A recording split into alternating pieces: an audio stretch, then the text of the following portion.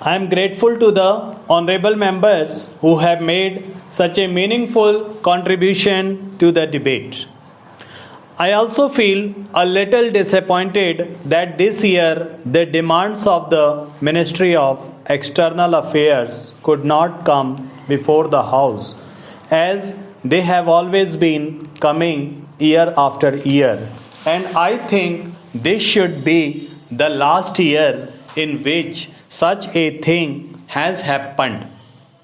From next year, we should see to it that the Ministry of External Affairs ensures India's foreign policy is brought into focus as it has always been brought. We are really discussing something which has baffled the whole world. The changes in the world during the last few years and probably during the last few months have been so quick, so difficult to explain in terms of time, in terms of motivation, in terms of immediate or remote cause. So there is an element of bafflement, an element of the unforeseen, unanticipated in all these events. And therefore, when you are in the midst of such quick, baffling changes, what you see in front of you is a new set of uncertainties. We do not know how this has happened, and we do not know how equally what is going to happen next. At best, we can only make an assessment of the situation, and on the basis of this assessment, we could perhaps, in a vague manner, in a general way, determine the policy of our government or determine the policies of other gentlemen, other powers in the world.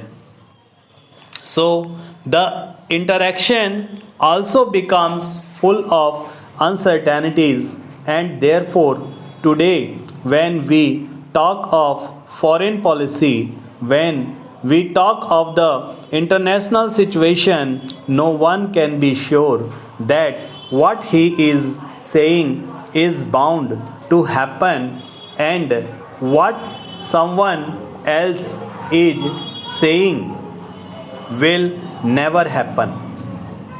So this is the kind of new uncertainty in which we find ourselves today. There is nothing wrong in owing this, in admitting this. Since we have had a consensus on foreign policy right from the beginning, it is good that all the speeches which I have had the occasion to listen to are having the same import. So I would say that we are in the quest for a new policy framework for the country, both inside the movement of non-alignment as the founder member of the movement of non-alignment, and also as India per se. It is for us to ensure that the ending of the Cold War does not mean domination of any one power center. Precisely on this point, we have had several speeches now. It will be India's endeavor to see that the end of the Cold War or the emergence of only one power bloc or superpower does not mean the subjugation of all other countries who, on some issue or the other, do not see eye to eye with that superpower. I have no doubt in my mind that India will have to play that role. It need not be confrontation. There is no need for confrontation. Even in a democratized United Nations, for instance, for which we are making all efforts, there is possibility, there is likelihood of a difference of opinion. And if that democratization continues on the right lines, India will have a role to play. There is no question of the role of India and familiar countries coming to an end.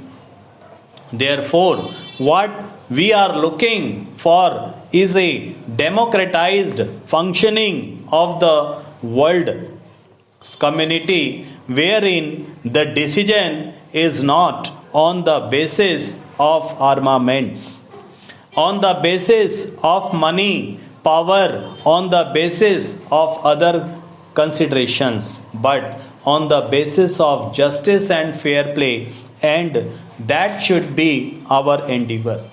So it is the same struggle in a different context with different tools, perhaps.